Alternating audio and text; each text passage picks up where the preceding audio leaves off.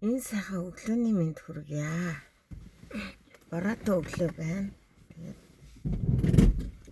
аавгаа саналаа гэж эцэг уулын нөмөр гээд аавда зориулж бичижсэн нэг эссе байна. Энийг хуваалцмаар санагдлаа.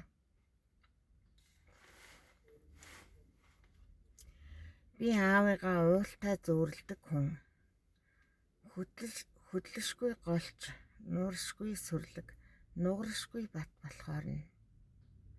Гэвч алтаар ойловч ахиж олдохгүй аав таныхаа ачлалыг санаж гээгүүлж явсан гэж юу.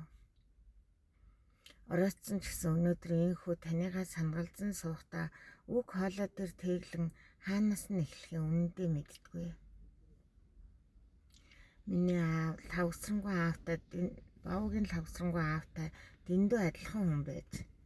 Тиймээс миний аавын тухай яриад байх шиг санагддгийм. Би бас айлын ганц юм шүү дээ. Ардын уран зохиолч би лавсрангуй аава энд дурсжээ.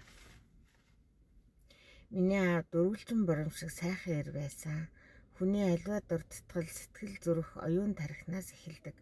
Тиймээс би аавынхаа тухай дурсамжийг ясан доторх чөмгнөөсөө эхлэе. Миний аав олон таван үгүй игэл хүн байсан. Над шиг шалчаа юм байгаагүй. Би энэ шалчаа байдлаа их сагалган модон дор суусан шувуу болгон жирэдэхтэй зөөлөн цагаатгаж боддгийм аа.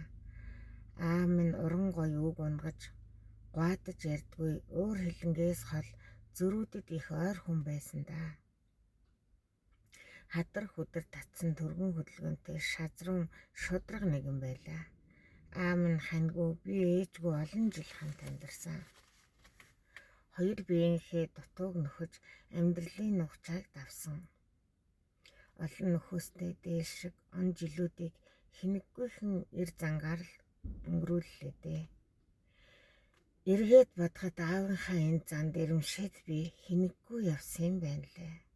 Аав минь намайг энд харагдаж бас зовоохгүй байсанд минь сэтгэл нь цадаад юу ч нэхэд шаардаж байгаагүй. Би уг нь сайн хүн болж өсөх ёстой ч чадаагүй юм. Сайн хүний үр сайн хүн байж чаддгүй юм байна да гэж би одоо хэрнэ боддгоо. Баярлуулж инхрэлэн ачийг нь хариулаагүй дээ өөрийгөө зэмлэж ханахгүй л явна. Уг нь би аавтайгаа бараг зэрэг өтөлсөн юмсан. Тэгсэн мөртлөө ухаан суугаагүй байснаа одоо хүртэл нэхэн санаж харамсдаг.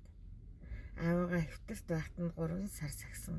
Намайг ургуулсан мод унаж нүмерлэж байсан уул минь нурж байхыг үзэх шиг тийм том юмгнэл байдгүй юм билээ.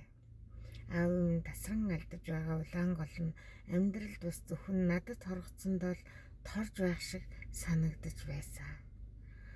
Хүлгээчийг миний аав их амгалан тассан. Түүнээс зугтах гэж тавтаргүй зан гаргаагүй. Би гэдэг хүн амьдарч чадсан шигээ хүч чаддаг эр зоригтой гүдэсхэн аавтай байсан юм билээ. Сүүлчийн удаа над руу харахтаа таньж ядаач байх шиг атлаа. Орчлонгийн хамгийн сүүлд харах зүйл минь энэ гэж тур муутайхан ширтэж байсан. Тэр харцанд үлгээтэй байхаас минь өдий хүрсэн би тэр чигээрээ эргэж нэг багтсан байхаа гэжээ. Гэж бичсэн байна. Алтан аргамжаар тогтоовч аваад явдаг хорвоо ардаг шаргаа унавч аавдаа очиж чадахгүй.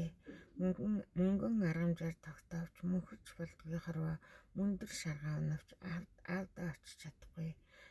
Ардын дуу аргадаж үннийг надад ухааруулвч аав таныгаа охин санаад байх юм аа.